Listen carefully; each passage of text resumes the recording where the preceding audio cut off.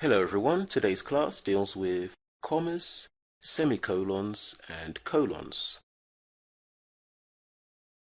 Use a comma between a dependent clause and an independent clause, or two independent clauses when conjunctions such as for, and, nor, but, or yet are used to connect them.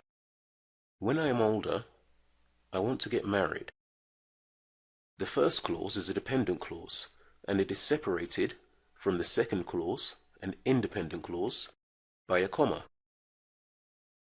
I have painted the entire house, but she is still working on sanding the floors. This sentence is made of two independent clauses. They are separated by a comma and a conjunction. If the clauses are both short, omit the comma. I painted and he sanded. If you have one clause, just a subject and a verb, do not use a comma in front of the conjunction. I've painted the house, but still need to sand the floors.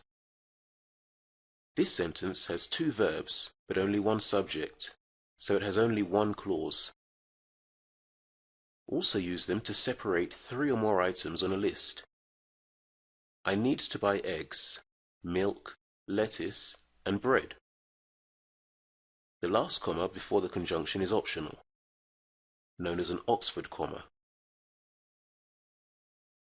The main task of the semicolon is to mark a break that is stronger than a comma, but not as final as a full stop or period. Use the semicolon if you have two independent clauses connected without a conjunction. I've cleaned the house. I still need to go to the market. Also use the semicolon when you already have commas with a sentence for smaller separations and you need the semicolon to show bigger separations. For example, we met the representatives from San Antonio, Texas, Buffalo, New York, and Los Angeles, California.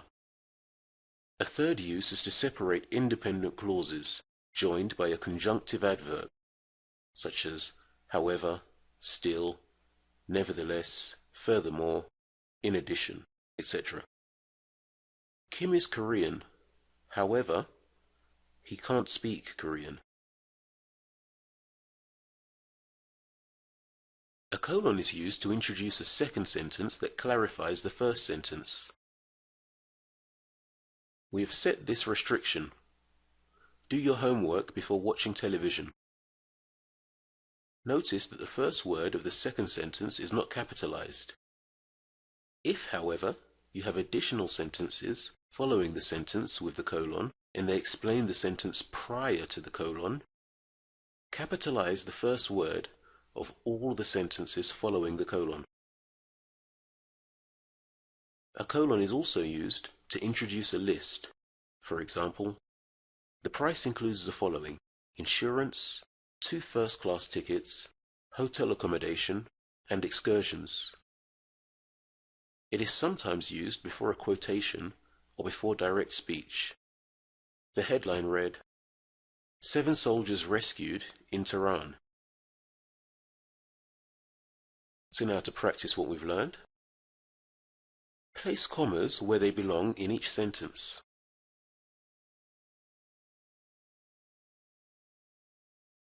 Use a semicolon and a conjunctive adverb to combine the following independent clauses. Use a semicolon in the appropriate place to separate items in a list in the following sentences.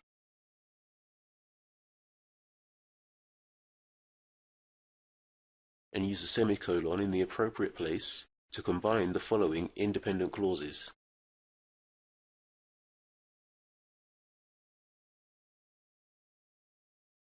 Place a colon where it belongs in each sentence.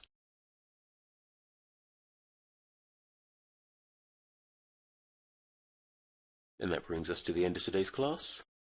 For more information on our one-to-one classes with a native speaking teacher, visit speakeasy1to1.com. Thanks for watching.